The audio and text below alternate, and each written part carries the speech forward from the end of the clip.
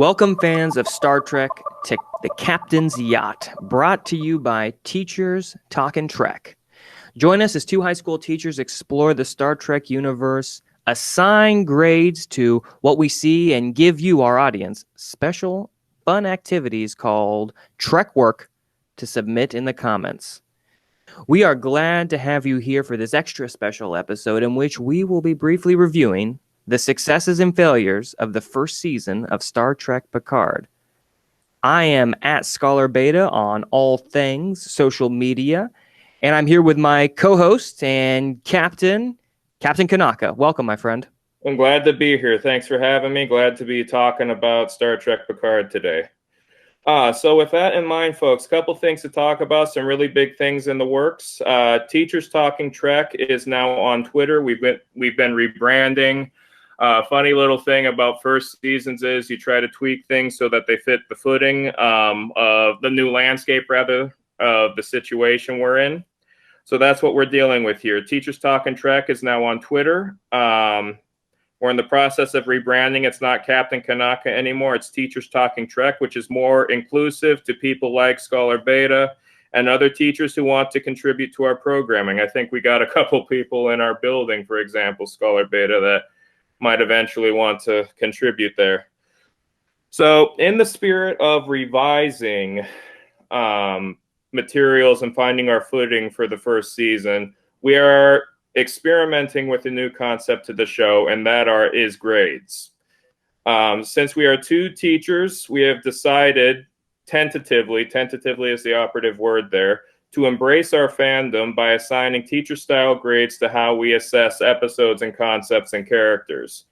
That's the general idea there. We'll open our reviews. We'll be assigning grades and assigning our perspectives, strengths and weaknesses, just like we did before. And what we're aiming for here potentially also is shorter run times. Big mahalo nui loa to those of you who have bared with us for those 30-plus minute segments or even the full episodes there. This is one of those things, too. I'm curious to see what your perspective is on this. If you like those, let us know in the comments. If you prefer something shorter, based on my research for the algorithms on YouTube and other places, shorter seems to be better. So let us know either way, and we'll handle it there. Also, there's so much we want to say per episode. So if there's something you think we missed, please let us know in the comments or via Twitter, and we can have a dialogue that way. If enough people talk about the one thing, we might address it in a special episode or special video mid-season or even earlier potentially. So that's what we're dealing with here. And as we continue our study of Star Trek Picard, we're talking about revisions. And we're going to be revising characters here. So in this round, we will briefly identify the function of a character from the show and then talk about where the character could be restructured to make the story better and make themselves as characters better. To be clear, this is an analysis of the strengths and weaknesses of the character as written in the show. This is not a commentary or criticism regarding the actors playing the characters, none whatsoever. This is simply a critique of how the characters feel and function in the story. Now, Scholar Beta, considering your background is in literature, you've got some really good stuff here about speculative fiction. So make it so. What do you got? All right, I'm thinking about characters this week in terms of like three pillars. And if a character can stand on these three pillars or has these three pillars, I think they are a realized character. And I'm not saying that this has to be done by the end of season one. This is just a general framework I kind of think of. So pillar one, I'm thinking of like the literary character. And I'm thinking this character needs to show a couple things in order for me to see their arc and for me to think that they're a fully realized person. I need to know the character's want. That's something we're going to be thinking about today. What does this character want? You know, what are they out there in the galaxy looking for? And then I want to know what their strengths are to get that want. You know, is it diplomacy? Is it combat, hand-to-hand combat with a bat lift? I guess that wouldn't be hand-to-hand. That'd be more like melee, but whatever it is. I also want to know what the barriers are. You know, I want to know what's keeping the character from getting what they want, and I want to know what the weaknesses and antagonists that make up that barrier include. Now, these are two terms I'm borrowing from K.M. Weiland. Gosh, I love these terms. They're so good. I want to know what the character's ghost is. Who is in the character's past messing them up? Is it Jack Crusher? I don't know. But who is it? Who is in the character? Is it Anakin Skywalker? Who is in the character's background kind of manipulating them? And then I want to know what the lie is. Another great term from K.M. Weiland.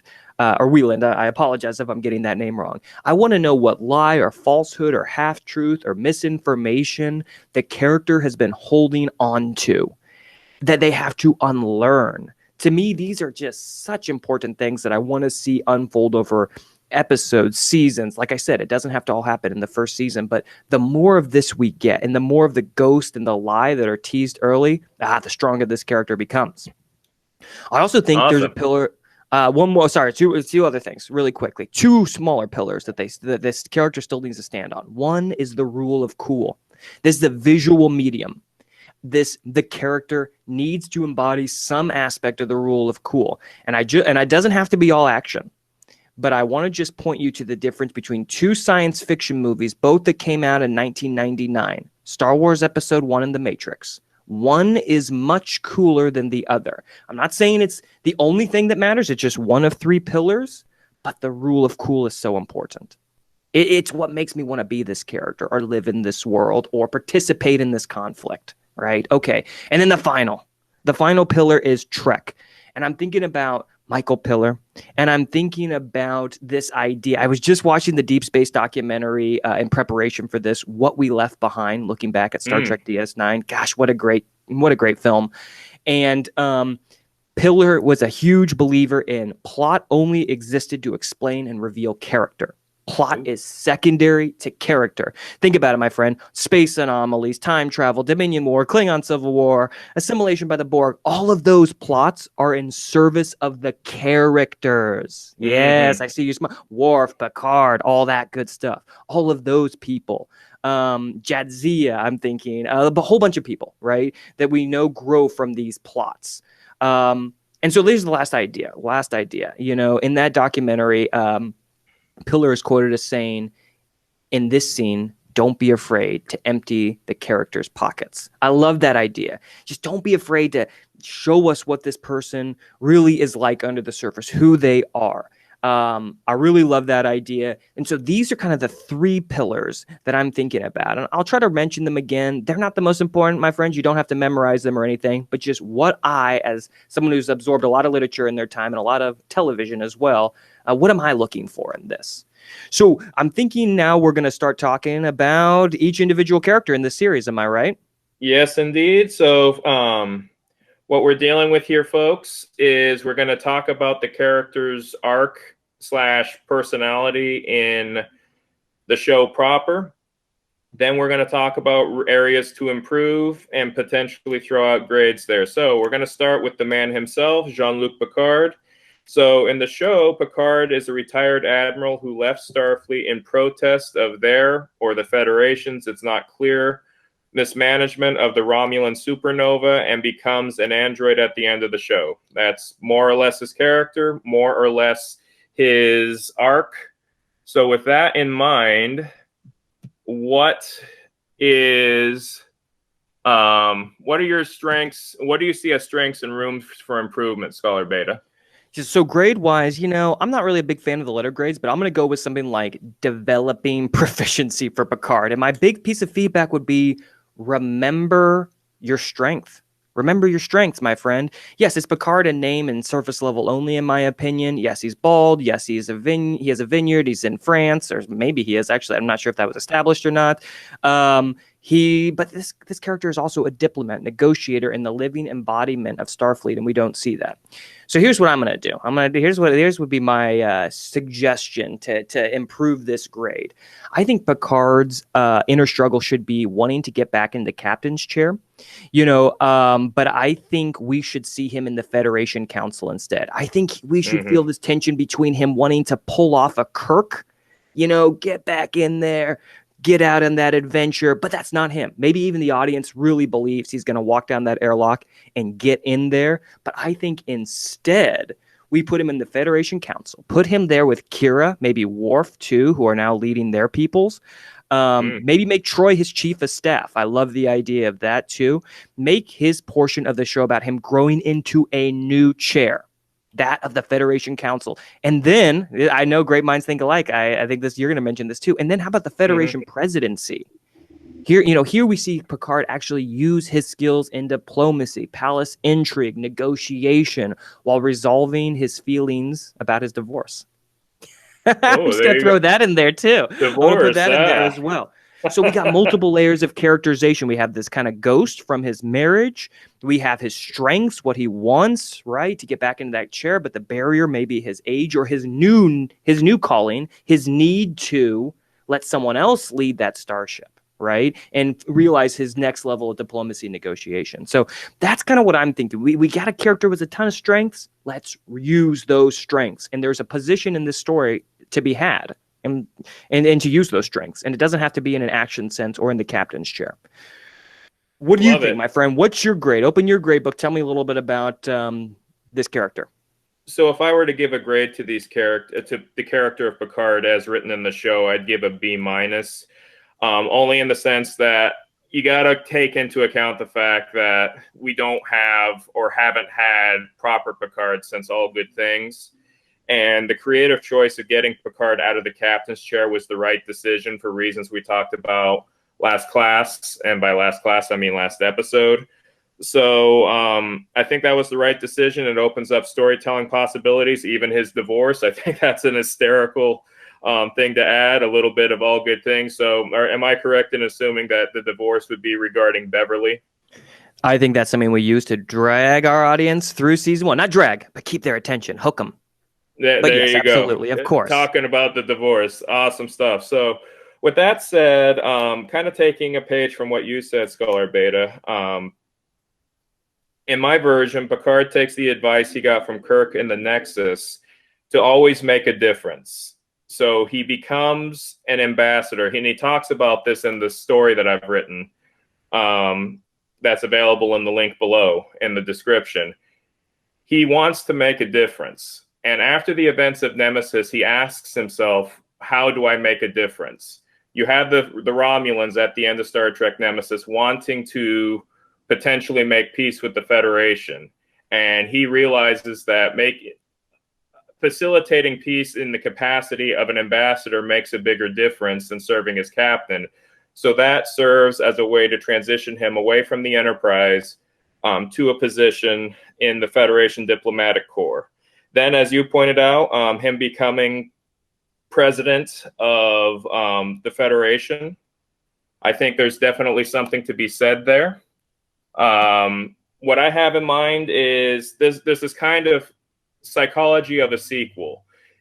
A successful sequel does two things. You bring in something that works really well for something like The Empire Strikes Back or The Dark Knight. In both cases, you have something that is thematically and tonally similar to the predecessor, but then slowly over the course of the story transitions to something new in terms of territory.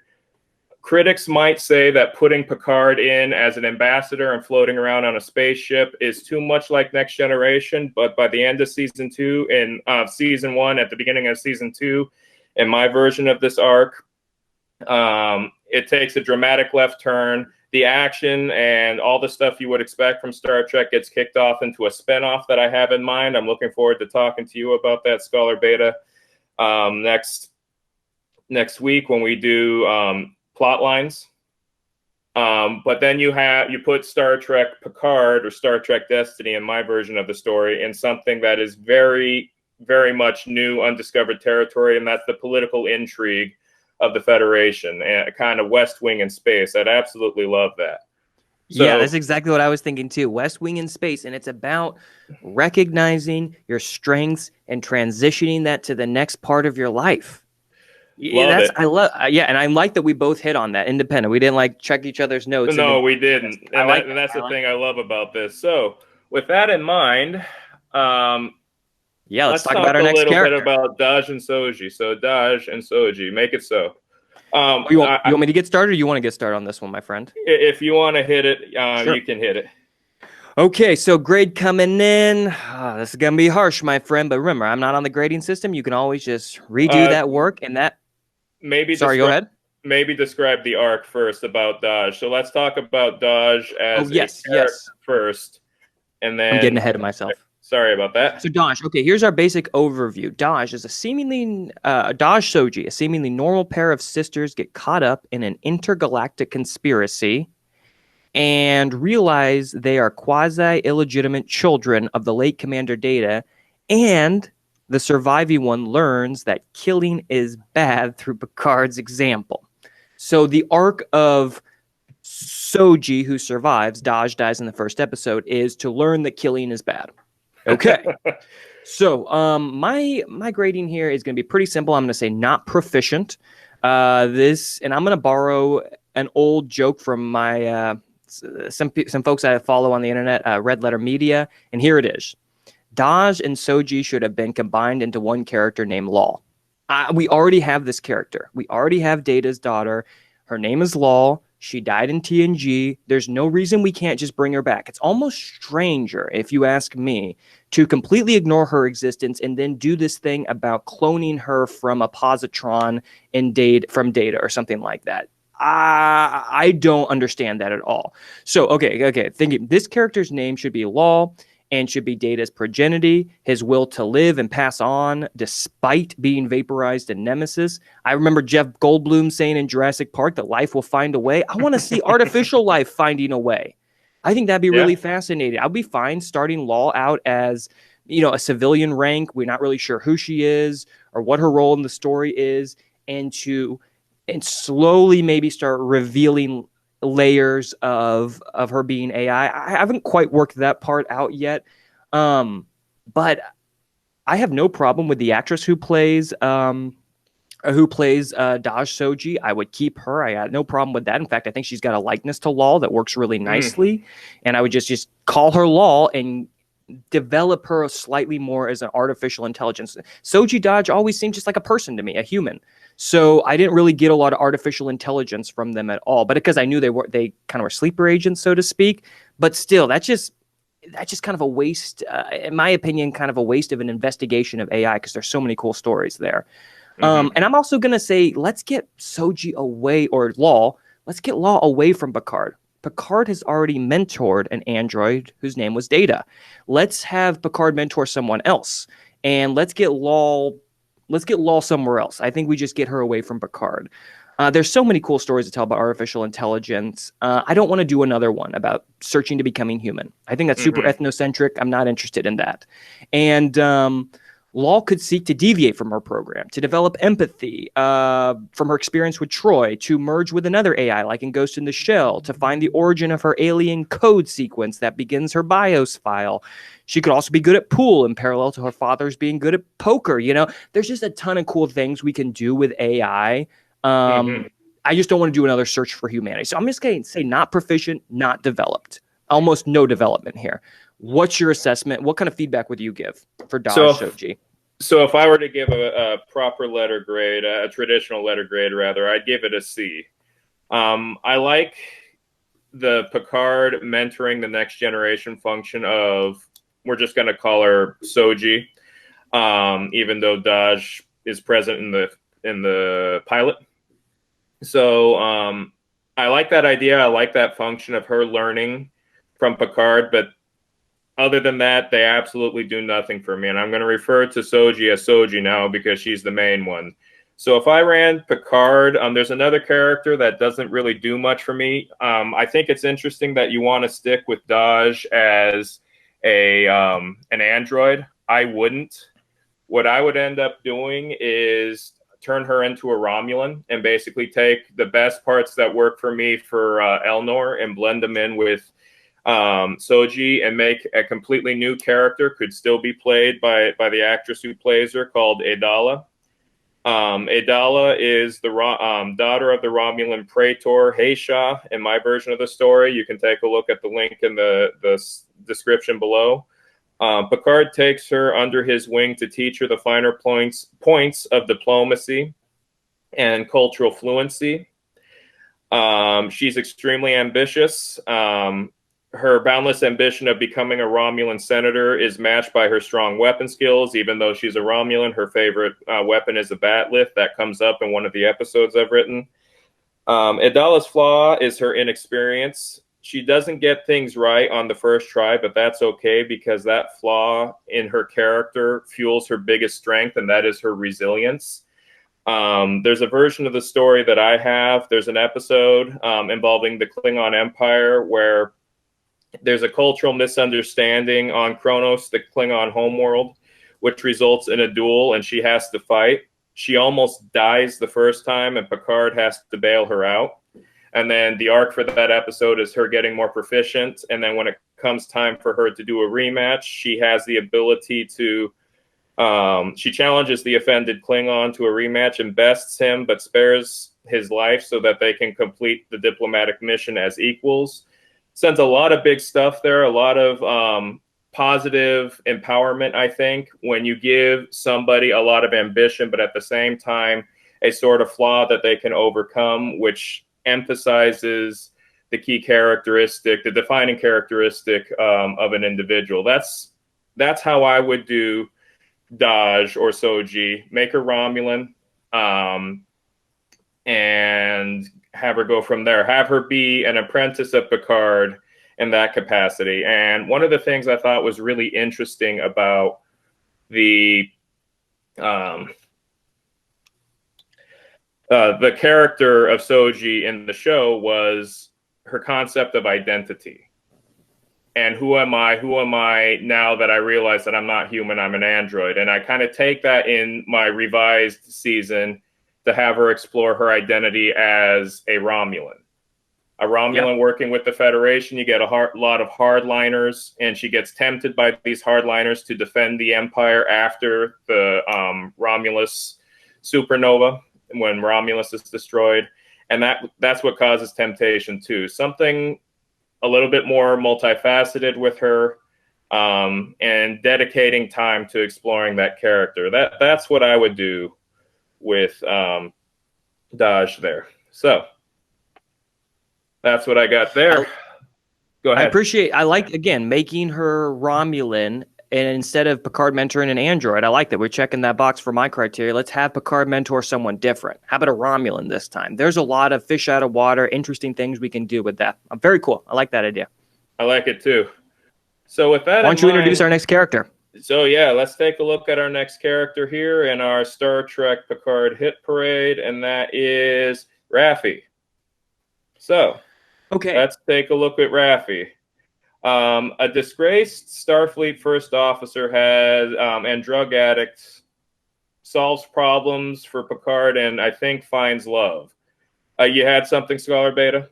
No, I appreciate your attempt at understanding this character. When I was talking about emptying the pockets, this is a character who has a lot in her pockets, and we see none of it. And so let's talk. What is my grade for this? I'm going to actually say this one is getting pretty close to proficient. And here's why I like this idea. You have a topical, interesting outer layer, and that is addiction. Now we have to explore the inside, right? I like this actress a lot, and I like the addiction as a character weakness. But why? Why is Raffi using? That has to be investigated. We addicts, especially functioning addicts, which walk through our society every day, coping, self-medicating and dealing with some type of past trauma, or, in literary speak, the ghost, the lie.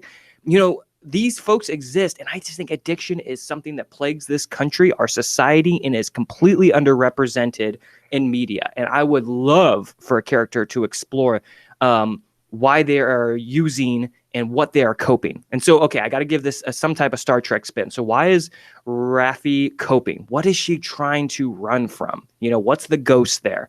So obviously, Raffi is suffering because she is the daughter of Jean-Luc Picard and Guinan, and she's completely stuck out of time, okay? She's literally stuck out of time. She is their daughter from a completely different time thread. I was just watching some Times Arrow, you know, the great Oh connection yeah. between fifth and sixth season, which the first time I saw it and saw Mark Twain in there, I thought, what the? But then it's grown to be one of my favorite episodes.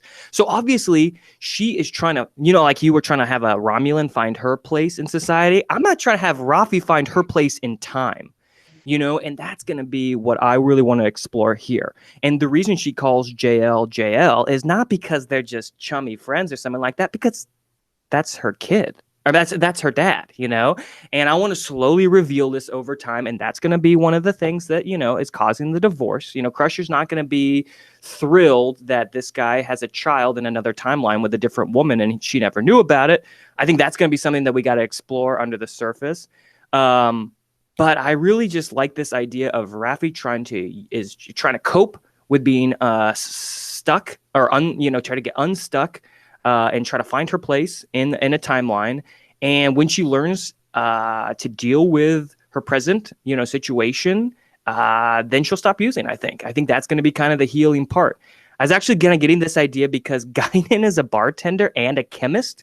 There's that scene in Times Arrow when she's mixing and, you know, with like beakers and test tubes, and she's kind of describing the effects of this drug she's creating. It was like, oh, it's gonna burst on your tongue at a certain temperature, and it's all sorts of crazy stuff going on there. So I think I just the aperitif. Yeah, the drink I is just an want to. aperitif. I just want to see. I just want to see addiction taken seriously and explored, and I want to see the reason why underneath. And it's fine to make it a metaphorical idea like being stuck out of time. That's just my opinion. Okay, that's a lot. It's a lot to have a love child of Picard and Guinan, and to throw her into the current timeline, and to see what happens. But and to have her be an addict to deal with that. Sorry, that's my craziest idea. What do you think, my friend? It is very, it raises eyebrows. Let's put it that way. So to clarify, you keep saying that in your version of this character, she's from a different timeline. Are you suggesting then that that she was born around the time at the end of Time Zero, back in the 1800s? Is that what you're saying there? I'm suggesting that somehow she was born in the timeline where Picard befriends Guinan before Guinan knows who Picard is, and that they get together, and that somehow that child travels forward in time. We'll figure that part out. It's kind of like Tasha Yar's daughter. Gotcha. You know what I'm saying? Okay. It's a No, very I similar gotcha. idea. You can also tell what episode I was watching over the weekend. I was watching Reunion Part 1. Not Reunion. Redemption Part 1 and 2. What a great multiplayer. Anyway, No, I love it. That's really great. I just needed to ask because I wasn't quite sure on that. absolutely. With that in mind, we're going to take a look at my character now, my version of the character. So with that said, I kind of subscribe to the classic Roddenberry thesis here regarding the future. I know this character gets a lot of flack for her addiction use, because supposedly addiction and vice, according to a strict interpretation of Roddenberry's thesis, is supposed to be eradicated by the 24th, or in this case, early 25th century. So okay, so there's a couple things about the character I like. So my grade for Rafi as written is a C+. I like the maternal aspect. She tries to take care of certain members of the crew. But I don't like the level of edginess they use to developing her, the drug use and PTSD. With that in mind, in keeping with the strict interpretationist approach to Star Trek, the drug use goes, but the PTSD stays. So in my version of Picard, Raffi gets a promotion. In my fan fiction, her name is Captain Shani Ukweli. She's the commanding officer of the USS Destiny, the Starfleet vessel tasked with ferrying Picard around to his diplomatic missions. She's from Mogadishu, the modern capital of Somalia. Zamar is the indigenous term for it, or the native term. And at this point in history, it's one of the biggest metropolises in the United States of Africa, which is where Uhura was from. And here's her backstory. Her parents were not Picard and Guinan, although I think that is a very interesting twist there. I love that. That's a very paternity suit Jerry Springer sort of way to approach her character. I think that's great. Her parents were members of the Starfleet Diplomatic Corps' Planetary Development Division, the equivalent of the Peace Corps. Her father was a diplomat. Her mother was an engineer. But to respect the edginess they try to employ in this character, Ukwele, or Raffi's parents, died in an ambush during the beginning of the Dominion War when she started her time at the Academy. And she sublimates, to use the psychological term, she takes the pain of her parents' loss and turns it into something positive after seeing Picard give his commencement speech at her graduation. So that's her deal there. But her flaw in this situation is always trying to save everybody as much as possible, even though the situation may not allow it. And that causes some interesting drama. It causes some very interesting psychological concepts there. That's my perspective on that. So, very cool. Yeah, I like the connection with Uhura too. Yeah, I like it too. So with that in mind, let's get into TrekWork a little bit here. So, TrekWork. This little assignment here, you have heard both Scholar Beta and me talk about what we would do, what encore career, for lack of a better term, we would use for Picard. What would you do? In terms of talking with people online, I've heard a lot of interesting theories revolving around things from having him be, my favorite one is having him be the commandant of the Academy, Starfleet Academy. I think that's an interesting approach there. Archaeologist, having him run in with Vosh, that's another thing that I've heard. You folks tell us. Submit it in the comments. Let us know. And we'll give our special A+ commendation, rather, next episode. So with that said, the next character in our hit parade here is Cristobal Rios, Chris Rios. So with that said, would you like me to start this one? Yeah, go for it, my friend. Wonderful. So let's take a look. All right. Another disgraced Starfleet officer, there seems to be a trend here, a pattern, drives the Sirena, which is Spanish for mermaid. Didn't know. That's his character. Yeah, La Sirena. So with that said, the grade I would give this character is a C- for this reason. As a person who is Hispanic Latino, I appreciate the representation of this character. I think it's great. The old joke in Star Trek is there aren't Latinos in Star Trek. They've changed that in recent events with Discovery giving us Wilson Cruz's character. And you definitely have Chris Rios here. The problem is he doesn't do much.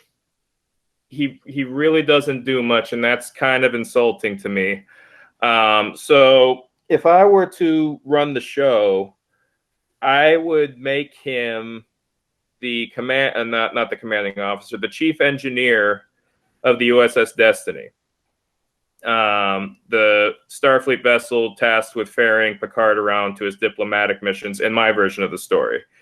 Sanchez's characteristics revolve around what I refer to as 25th century machismo. And what I mean by that is you kind of see some of that already in the actual show, in which he has a piece of shrapnel in his shoulder and he rips it out, and the emergency medical hologram tries to dress it up, and he goes, "Nah, just leave it. I'm tough." Okay, that's kind of blatant machismo. If we were to balance Latino machismo with the Roddenberry and 25th century ideals, this is what we got. Salvaging the redeeming qualities of that ideology. The buck stops with him. He feels the need to provide for others on his ship and crew.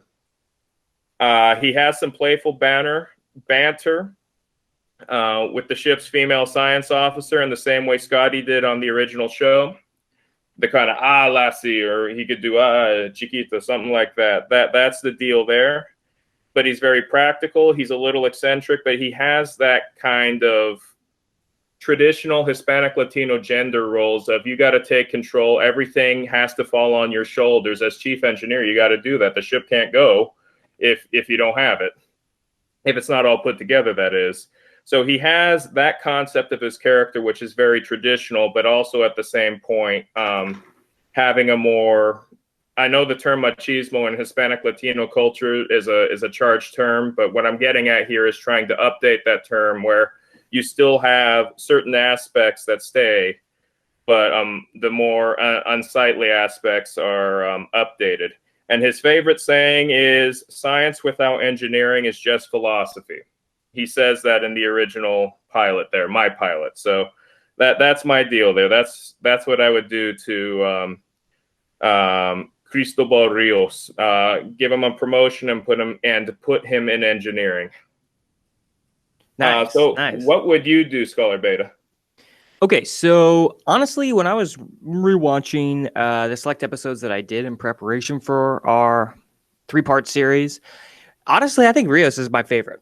I think of all the new characters that were created, Rios is the most interesting. There's the most to go with. So I'm gonna give the most generous grade to Rios. I'm gonna say proficient. And here's why. Here's what made me actually really appreciate and like this character. First, we actually get this character's pockets emptied, to use that phrase from Pillar.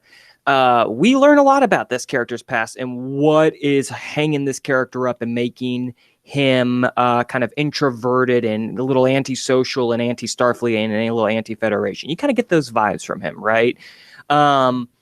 And we've realized who the ghost is in this person's past, and that is this kind of captain father figure that he had on his assignment when he met the synth, the Soji kind of synth, the first time, who was assassinated, and then his father figure commits suicide. It's really intense, but at least we get some back stuff, which I really play. What does he want? I have no idea. What are his barriers? I have no idea.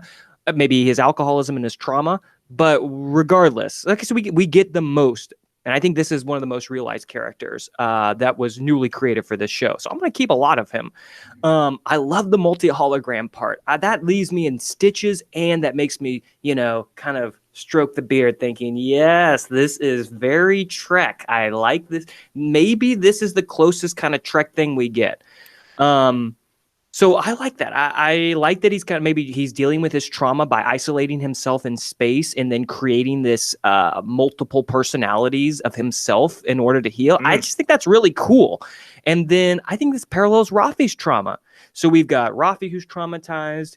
We've got Rios who's traumatized. Rafi's smoking and drinking in order to cope, and Rios is isolating himself in outer space with holographic projections in order to cope. I just think they're cool. Those are neat parallels, and I would work with both of those for sure. I'd come up with what they want and how they're going to heal, because that's really important, and we need that. But again, this doesn't all have to be done in season 1. I think enough breadcrumbs were left for Rios that makes me want to keep following. I've got more, and I'll say more next week. I think when we kind of get into plot proper, rewrites and such. But in synopsis, I actually really appreciate Rios, and I'm really curious what writer helmed Rios up, because this writer seems, in my opinion, to know the most about Trek and to have created the most interesting of the original characters. Way more interesting than who we're talking about next. That's for sure. Indeed. So yeah, folks, that's what I'm gonna say. Yeah.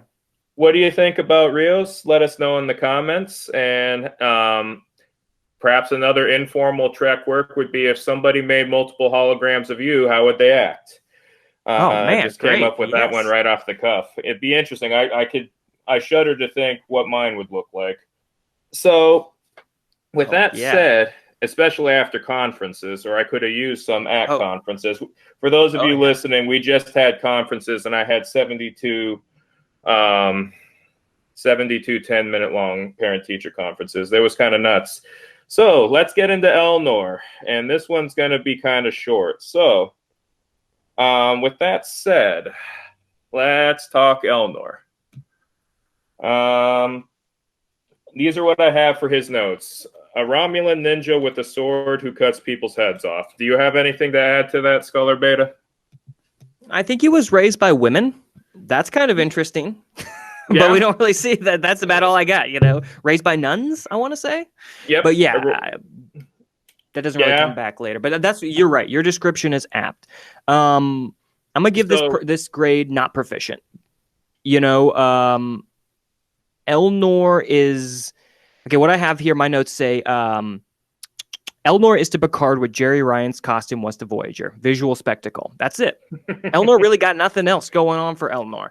Though the nun philosophical warrior angle is awesome, but completely devoid of any type of exploration. We don't see really anything there. We don't see any Romulan philosophy. We don't see any Romulan Vulcan philosophy. We see nothing. So to be perfectly honest, I'm just going to delete this character completely. And I'm going to take another character from TNG who was in 2 episodes, and I'm going to give them a starring role. And thematically, it's going to make a lot of sense. Here it is. And that is, there's a character from the season 6 multi-parter Birthright called Biel. B-A apostrophe E-L. She is a half Romulan, half Klingon young woman who lives on a prison camp and is emancipated by Worf when he goes to see if his father is still alive there. Gosh, I love this character. She's probably 16 when that happens. So think about it. 22 years later, she's probably a senior officer or getting close to that in her Starfleet career. Yeah, what are you thinking about that, my friend? So, quick question. If I'm not mistaken, Baal was Worf's love interest. Am I correct in remembering that? I think they had, yes, I think he does start to show some like attention towards her. So maybe she's a little older than that. I kind of imagined her as a young woman there. Okay. There's probably a precise date for how old she is. But yeah, Worf is very much turned off by her Romulan features. Yes, that is true. So, I love this character so much. I think there's so much to explore in a mixed race character. I think there's so much to explore in a mixed philosophical character, half Klingon, half Romulan. I would love to see this character, begin maybe as a stereotype and then tear those away. Tear those stereotypes of Klingons down, the dumb Klingon, the untrustworthy Romulan. I just think there's so much room there. And since Romulans are so thematically and so important to this plot because it's Spock's final mission, it's Picard's new mission, I just think there is a lot of, if we want a kind of a warrior and we want to bring the Romulans and we want to give them a little interesting kind of unique twist, I think let's use this character that already exists and let's really dig into her and see what she's all about. I just think that she's awesome. There's just so much there that I could explore. And I think I'd start her with Picard. And just as you have Picard mentoring a Romulan, I would have BL start with Picard, and then I think I would shift and have her leave and go on an exploration journey of her own. And we'll talk about that more next week. But I have no love for Elnor. I just think it is mindless violence, and and I'm a fan of like Mortal Kombat, but I think Elnor's is there's nothing there. There's really nothing there, and I would want to see a character whose pockets I can really empty, who has a real ghost, who's following a real lie, and think about the lies that a half Klingon, half Romulan is like telling themselves and having to wrestle with. I just think that's so fascinating. So definitely completely cutting Elnor, and I'm gonna go with how are you saying her name? Biel or something like Bial or something like that. I'm going with that. There you go. So for the record, this character does nothing for me either, which is sad because I thought that could have been. This kind of ties into my big thesis for Picard in general, and that thesis is wasted potential.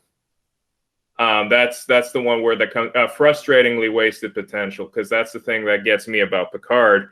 Because you have a character who's Romulan, who's theoretically one of the protagonists. This character could have served the same function that Worf did on the Next Generation, serving as a way to humanize an alien species that was once the enemy.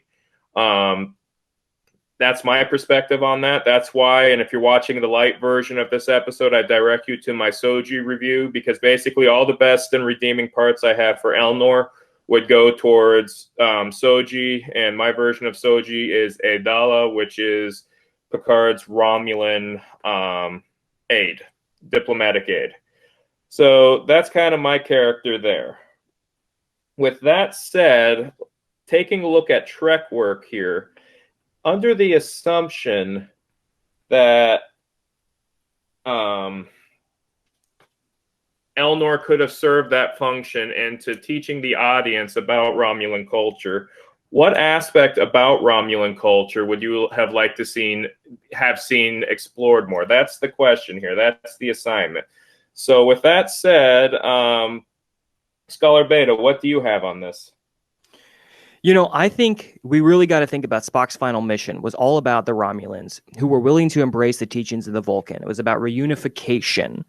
And I think I'm really interested in learning about the separation of those two. And I'm really interested in seeing the reunification aspect. So I wish I could give you more specifics here, but I am just really fascinated with what kind of philosophy did like the Romulans follow day to day, and then I want to start seeing Vulcan teachings kind of influence those. I just think that's really fascinating. I want to know more about the history of those two peoples as well. How about yourself? Definitely. One thing I thought was really interesting, and this plays a role in one of the episodes I wrote, was if Romulans and Vulcans have a common ancestry, that also suggests that they have similar biology, which leads directly into Ponfar. What does a Romulan Ponfar look like? Is it as irrational as the Vulcan equivalent is? What does the state do? What does the government do? If you have basically what is Rome, that's the inspiration for Romulans, is Imperial Rome, how would the state come in and try to harness that for the benefit of the Empire? And I have a way that kind of blends the Amok Time fight with a totalitarian approach, and that is one of the defining characteristics of Adala is while she participates in basically the Khalifi, the Romulan equivalent of the Khalifi, she's put into a situation in which her entire family was put in jeopardy if she didn't do something, and her decision to save her family leaves a significant scar on her psyche. If you'd like, read the episode below. I don't want to give any away or too much away, so that's the deal there. So I've had a lot of time to think about this, folks. It's one of those things where we are how many months into this pandemic? A lot. Way too many. Are we going to talk about Girardi, or are we skipping her? Yeah, no, we can talk about Girardi. Let me type up Girardi. So Dr. Agnes Girardi, science expert, comic relief turns murderous because plot twist. That's pretty much her arc. Do you have anything to add there? Nothing to add. I didn't even enter a grade in the grade book for this one. I'm going to just say three things really quickly. Okay. One, I just want to point out that she mind melds with Commodore O. So I just want you to think about that. Think about everything this character knows. You know, the head of Starfleet Security just mind melded with her, or did something that looks like a mind meld. I just watched Unification Part 1 and 2, and they talk about how important mind melding is, and that never comes up in this series. And I just think about that. Think about that. Also, do you think Agnes Girardi will ever talk about Bruce again? About how she murdered him, about how he's dead, about how they used to be lovers, about the trauma that's going to cause her? Do you think Bruce is going to become a ghost in her life, you know, using the ghost, the lie ideas for characterization? I bet not. I bet they just dropped that completely. And to me, I can't even imagine exploring a character who just murdered their lover and then just moves on. That's not a character, if you ask me. And then honestly, last thing, they basically took all the intelligence out of 7 of 9 and turned it into a character called Agnes Girardi, and that annoys me. 7 of 9 is a competent science officer. She lived in astrometrics. She is pivotal on the Voyager crew. She's among the most important members of that crew, most scientifically minded members of that crew. And it annoys me to no end that they created a new character and then totally stripped another character that they brought back of that intelligence. I think it's sexist, and I think it is I think it's really revealing that they had no idea what to do with 7. And they just had to make her action mom. So I'm going to get to her. She's like almost a worse Linda Hamilton, in my opinion, from Terminator. You know what I'm saying? Like, I don't even know. There's more to say about that. I was just kind of getting some vibes there, but yeah, I just not going to give this character a grade. I just I feel like this character steals a lot from a pre-existing character and is redundant ultimately in a way that kind of Elnor is redundant. I don't really think you need Elnor. I think you can cut Elnor completely and explore other aspects of Romulan culture. I think you cut Girardi and give her scientific knowledge and her role to Seven. I like your idea there. If I were to give a grade, and I did give a grade here, she got a C- in my book. Her comic relief status is the only reason she's not at a D, but her character does very little beyond that. She literally gets away with murder. And you bring up that she's not a character. I agree with you. She's a plot device. She is a straight up plot device. That's all she is. And unfortunately, that's the vibe I get from many of these characters, which is why this episode is dedicated to revising and improving them. So with my revision, keeping the character, basically the Girardi character, you can have her still be Girardi, but in my fan fiction, her name is Lieutenant Commander Svetlana Tereshkova, science officer of the Destiny. Unlike Girardi, she's not the happy-go-lucky type. She grew up with scientists who did some contractual work for the Vulcan Science Academy, so it's a lot of high-risk scientific research. Also, her partner, yes, I said partner, Diana, is involved in hazardous missions like terraforming Venus. So Tereshkova is all about cutting to a practical solution in the most efficient way. So she kind of serves as a sort of foil or offset to the more eccentric characters like the chief engineer, Sanchez, or Rios, if you prefer keeping that name, and the ship's chief surgeon. In my version, I'll get into more on that later. That's another missed opportunity. So she's basically a kind of Spock character. That's my deal there. So that's what we have to say there. And the time we have left on this character, because we do have a little bit, do you think it's because there's a theory that circulates on the internet that the writers can't include the details that you point out, Scholar Beta, because it costs money to do so because of the way CBS All Access operated independently from Paramount and because of the quote-unquote 25% difference thesis. Have you heard about that? Do you have any idea on that? Here's what I'll say. Tom Paris's character originated in Star Trek The Next Generation, and it was gutless that they didn't carry that over officially. That's my official position. I don't care how much, if you have to pay a writer a writing credit for the rest of the time. I don't care. If you're Les Moonves or whoever ran CBS before, you make millions and millions of dollars. Pay the writer, use the established character, keep it in universe. That's all I have to say about that. You and I tend to agree on that. My answer to that is whether... Pay writers. Yep, you either pay the writers if it's legitimate, if there's that paywall where you wanted to include them but you couldn't because of the licensing fee, pay it. Either that or the writers didn't care and didn't want to look into the several hundreds of episodes of Star Trek mythos across the many different shows. Either way is unacceptable. Either way is unacceptable. I completely agree. You want to write it off for business reasons. You would think if you spend the extra money on the front end, you'll get more return on that investment on the back end by including those things. You and I are on the same wavelength on that, Scholar Beta. I love it. So it's not fan service. It isn't. It's continuity. And people who follow Star Trek and are the principal fans that got Picard off the ground, I feel like, the nerds who go to the conventions, they want to see that continuity. That's all. Continuity. Sorry. There you go. Like continuity. me, for example. You got it. So with that in mind, at long last, here we go. 7 of 9. I got a lot to say about her. Okay. That's I'm gonna give my notes. I think you should start. You should start with this one, yeah. So 7 of 9. Here is her official arc. Fenris Ranger, vigilante. Whoops. I think I spelled utterly wasted potential. I think I spelled that one wrong. Yeah. So with that in mind, would you like to lead off, Scholar Beta, onto this No, you character's start. You strength? start. You start. Because Okay, you'd you like me to start. start. I'll take the time remaining. Yeah.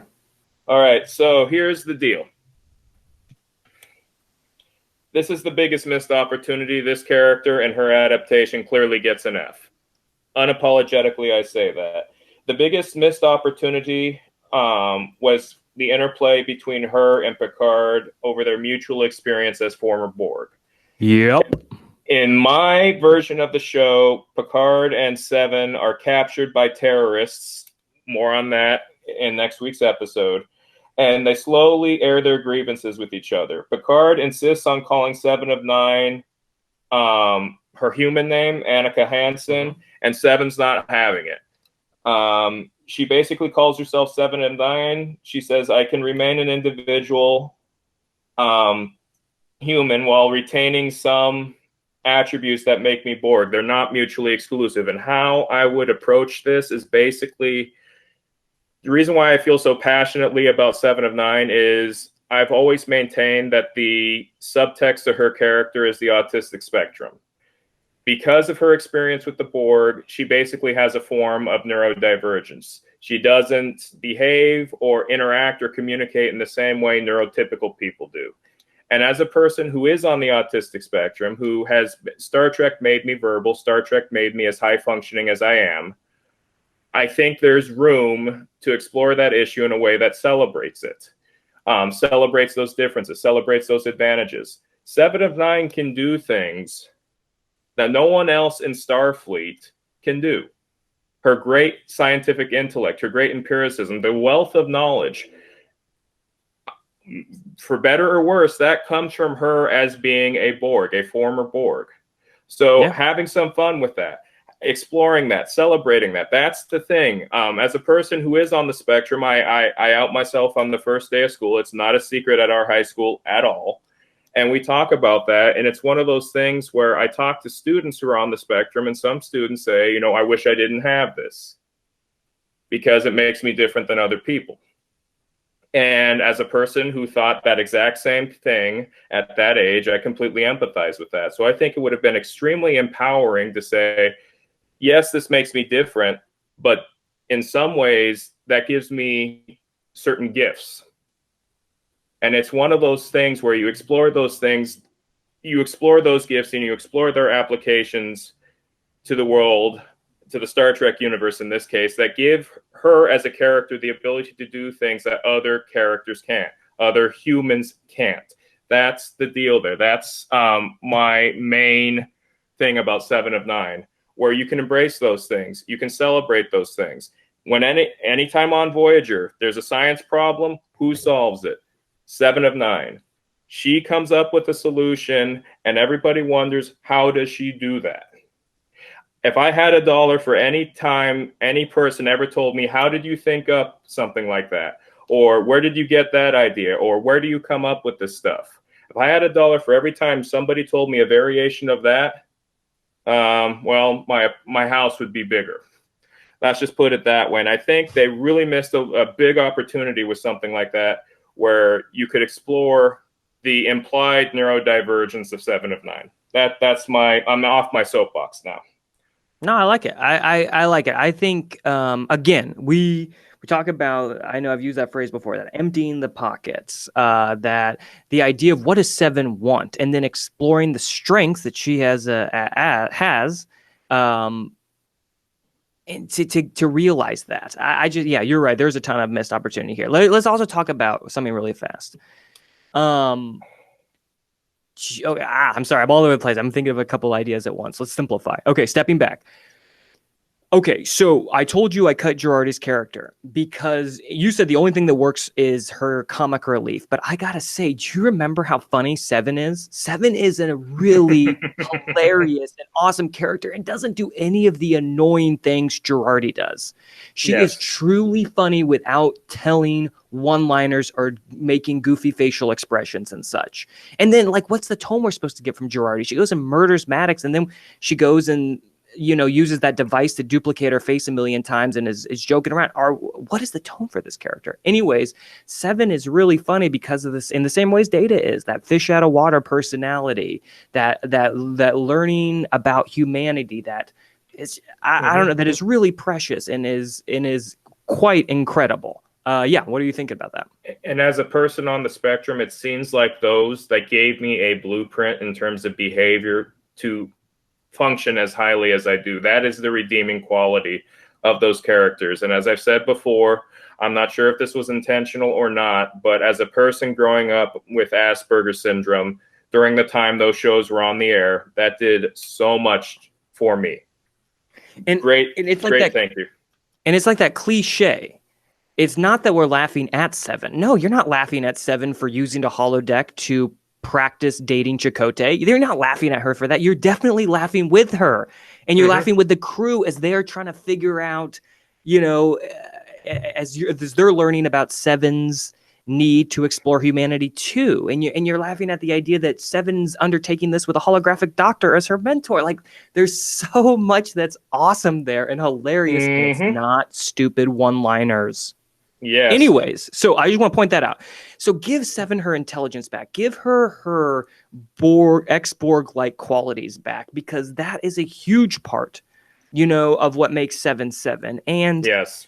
Last thing I'll say here, I was watching a ton of TNG this week, as I've already mentioned a bunch, and I accidentally called up the episode Human Error from Voyager. I have all of them on my hard drive, every single one listed, and for some reason I accidentally put on the episode Human Error, which honestly is kind of a forgettable episode of Voyager, but it's the one where Seven uses the holodeck to experiment in dating Chakotay, while things on the ship are falling apart that need her attention, and she's neglecting them because she's so into this quote-unquote research. And it's honestly amazing. And it's better than every episode of Picard season 1, because it empties the pockets of 7 of 9 and it puts it all out there.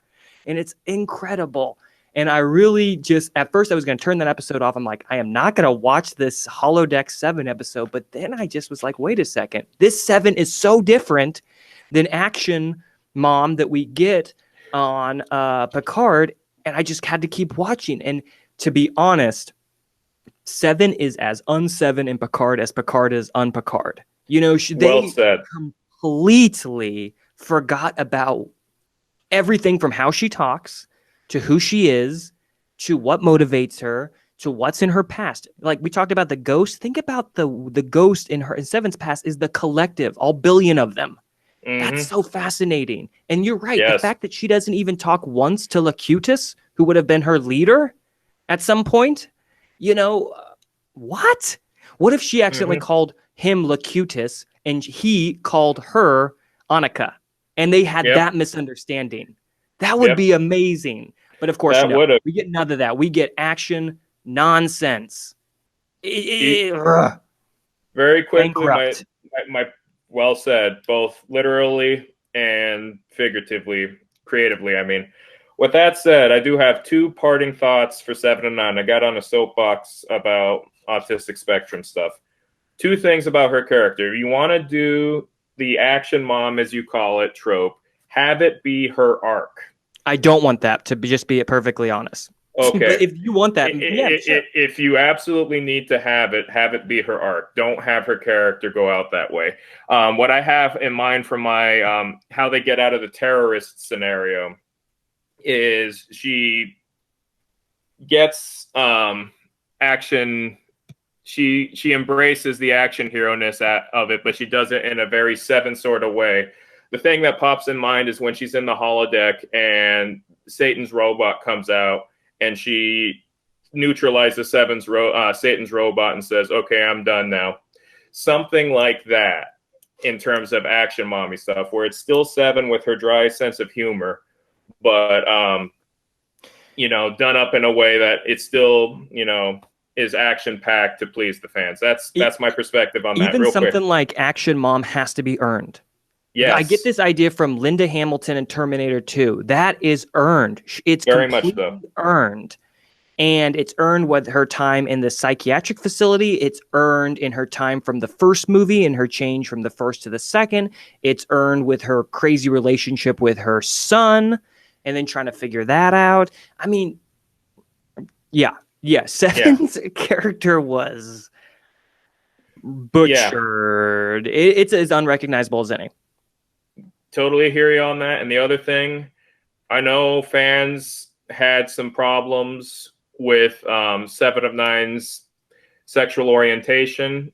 The main criticism is it comes out of nowhere. I agree with them on that. It does come out of nowhere, which is why this is dropped over time. Exactly, which is why you have a will they, won't they scenario in my version of the story where 7 of 9 interacts with the Girardi stand-in, the science officer. Both have the same kind of personality. So that's my perspective there. Really quickly, we're wrapping this up with extra characters. Would you add more characters? I will add one, and this is the biggest missed opportunity for Star Trek Picard and Star Trek in general. In addition to being Hispanic Latino, you have somebody who's Native Hawaiian. I'm Native Hawaiian. As a person who is Hispanic Latino and Native Hawaiian, I would have loved to have seen, and I shouldn't hold my breath on this, Native Hawaiians celebrated in the 24th or 25th centuries. And in my version of Star Trek, that happened. There's a character, the ship's surgeon, Dr. Joseph Kakua, who is the chief medical officer. As I've said before, as a Native Hawaiian myself, I hoped in vain that there would be some kind of representation there. And this is why. The way the character is written, you get somebody who, in the same way 7 of 9 was aesthetically pleasing, you get somebody who's aesthetically pleasing to run the show, to drive the show on that angle, the curb appeal, so to speak. You get somebody like that to get people to want to tune in. And then once people are in to meet this character, you throw in some authentic Hawaiian language stuff, authentic Hawaiian culture. Kakua, and my version of this character, Dr. Joseph Kakua, is from Kailua Kona, Hawaii, Big Island. That's where my family's from. He's fluent in Hawaiian and Federation lingua franca. This is important. At this point right now, in the early 21st century, there are significant doubts about whether Hawaiian as a language can survive in the future. There are a couple generations of having it go away. There are classes, there are efforts. As an educator myself, my first big post-pandemic project is to create a free Hawaiian language curriculum and put it on Teachers Pay Teachers and have it be disseminated that way. It should be going, so it should work pretty well. I've sold materials in 46 states and 7 countries. I'd love to see something like this go out for free to those places in the world. And as I'm saying this, and as I'm talking about this, I'm reminded of what Whoopi Goldberg said about Uhura, and how Uhura says, the famous thing that she says where she sees Uhura on the Enterprise bridge, then Whoopi Goldberg gets her family and says, look, it's a, to quote her phrase, it's a black lady on television and she ain't no maid. And then adding that not only is she not a maid, she's an officer on the ship and she looks good. That aspect, you get somebody who looks good, who's Asian Pacific Islander, and you add those layers to the character, which sends the very overt message that this culture, my culture, is going to survive for 4 more centuries. That's my biggest gripe there, that they didn't do that. And that's my open letter to Star Trek writers. Please include this demographic and do it right.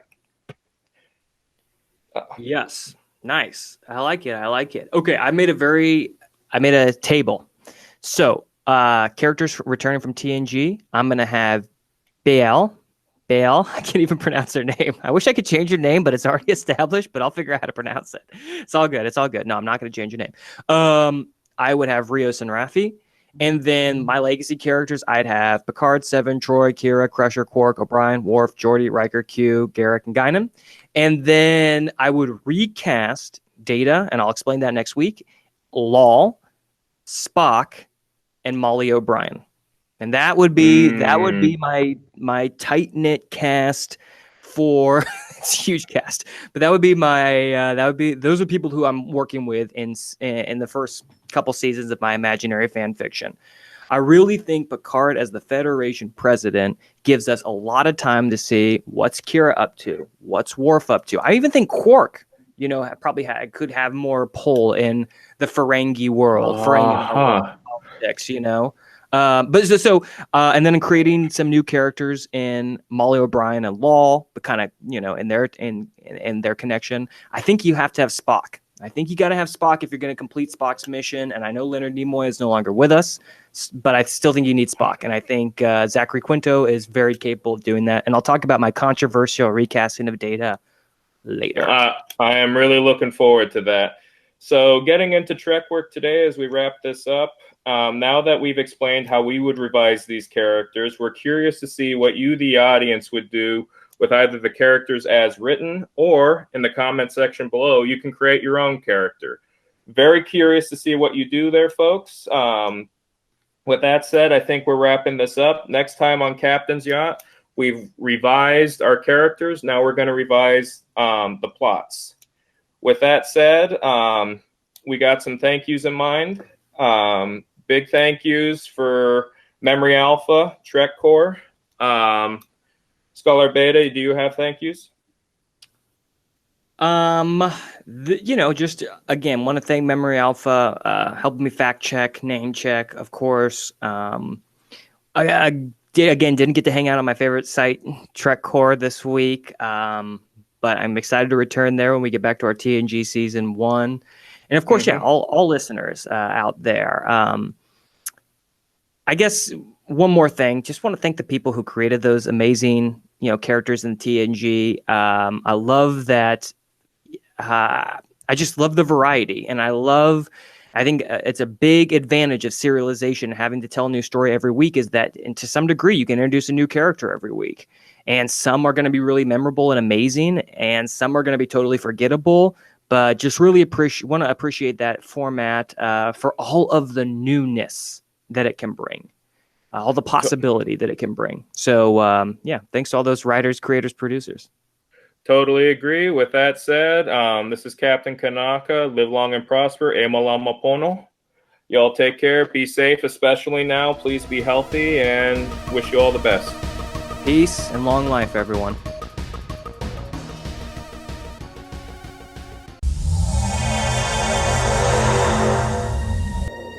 Greetings, everyone. Captain Kanaka here.